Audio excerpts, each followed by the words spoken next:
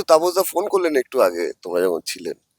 তো খুব ইন্টারেস্টিং, এটা তোমাদেরকেই ব্রেক করে দিচ্ছি যে আমি লাস্ট ইলেকশন জবে থেকে শুরু হয়েছে, এটা শুধু ওনাকে আমি ডিরেক্ট করে বলছি না, আমি সবাইকেই বলছি যে প্রত্যেকজন এমএলএ তাদের এমএলএ ল্যাডের টাকা পায় 1 কোটি টাকা করে বছরে।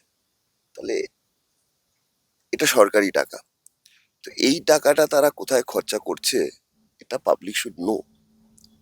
এটা বেসিক অ্যাকাউন্টেবিলিটি। যদি তুমি কোনো পরিণত গণতন্ত্রের দিকে তাকাও, স্ক্যান্ডিনেভিয়া দেশগুলোর দিকে তাকাও, বা তুমি ইউরোপে তাকাও, বা তুমি ইভেন আমেরিকার মতন একটা ডেমোক্রেসি সেটার দিকেও তাকাও, এই অ্যাকাউন্টেবিলিটিটা আছে।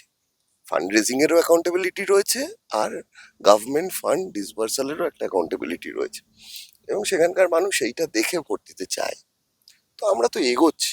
সুতরাং আজকে যারা এমএলএ রা 1 কোটি টাকা করে পেয়েছে, সেই 1 কোটি টাকায় কোথায় কোথায় টাকা খরচা করেছে এটা তাদের আমার মনে হয় পাবলিককে দিয়ে দেওয়া উচিত, স্পেশালি দোজ হু আর রিকন্টেস্টিং। তো এটা আমি প্রথম থেকেই বলছিলাম, প্রথম দিন থেকেই বলছিলাম। তো আজকে ফোন ফোন করেছে আমায়, তো বললো সপ্তর্ষি আমি আমার একটা খতিয়ান রেডি করেছি, তো তোমাকে আমি পাঠাতে চাই, তুমি তো প্রথম থেকে বলছো।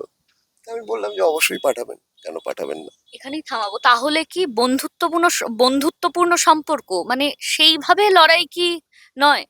না না, লড়াই তো লড়াইয়ের মতন রয়েছে, কিন্তু আহ, এটা তো আমি আমার জয় হিসেবে দেখবো।